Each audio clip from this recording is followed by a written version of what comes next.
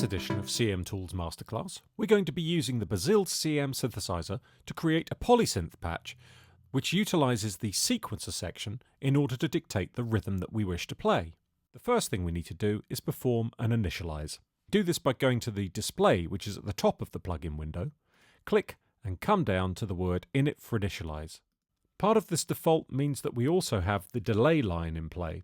So move to the bottom right hand side of the plugin window and just flick the delay section to the off position. Now we can begin to create our sound. And we'll start by moving to the oscillator 1 section on the left hand side of the plugin window. Halfway down the oscillator 1 strip, you'll see the letters PD for phase distortion.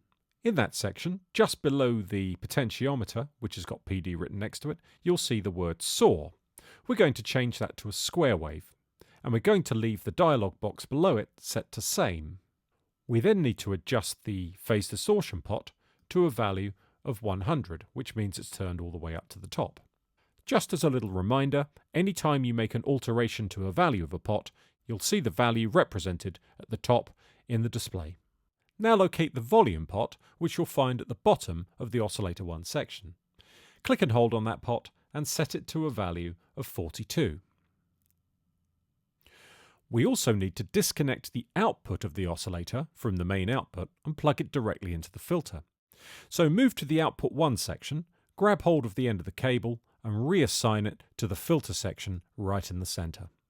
Move across to the oscillator 2 section and make some very similar adjustments to the ones we made in oscillator 1. We'll be using a sawtooth as our primary component, and then adjusting the phase distortion pot to a value of 77. Just check that the volume pot is set to a value of 50, which should be the default setting, and then make a patch connection from the output at the bottom of oscillator 2 to the second input on the filter section. If you try and play your sound at this point, you won't actually hear any sound, and the reason is because we've disconnected the output. We're going to rectify that in the next step by connecting the filter back to the output section.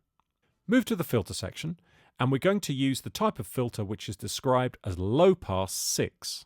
So we need to make a connection from LP6 to the output 1 connection. You'll now be able to hear your sound again, and it should sound exceedingly bright. Staying within the filter section, change the cutoff pot to a value of 16. Now it's time to move to the envelope sections, beginning with envelope number 1.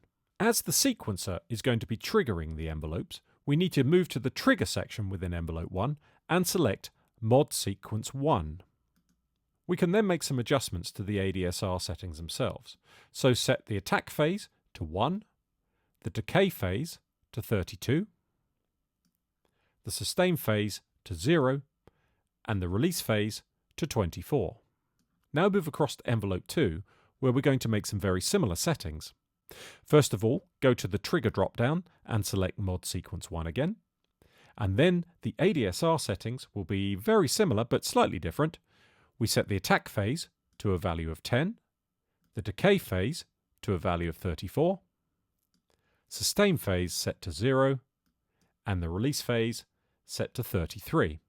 Envelope 1 is already hardwired to the output section, as you can see from the moniker Envelope 1 directly below the volume pot.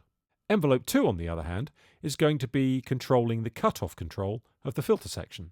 So in order to make this happen, we need to drag the output from envelope 2 to one of the inputs on the filter section. You'll see that there are 2 filter input modulation sections. You can use either, but we're just choosing to use the one on the left as it's slightly clearer.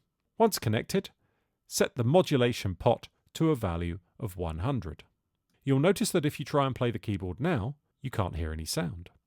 And the reason is because the synthesizer is waiting for a trigger from the sequencer section.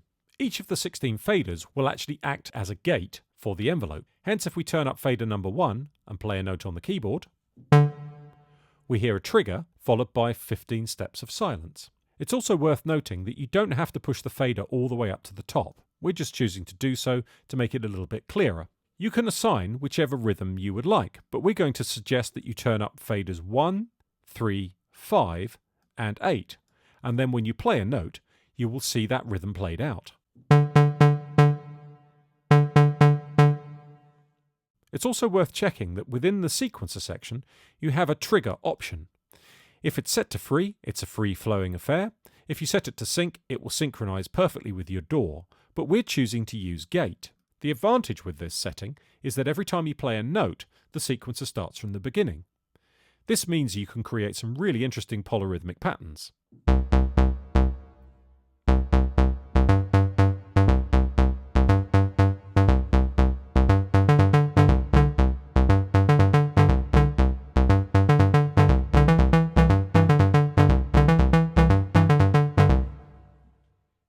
Finally, to add a little bit of effects interest to the sound, you might choose to go back to the delay line and switch it back on. We're finding that by default, the feedback control is possibly a little bit on the warm side, so you might need to reduce that a little bit so that it doesn't feel like it goes on forever. Of course, you don't have to use the onboard delay. You could just as easily add delay within your DAW, and arguably, it'll give you more control if you do.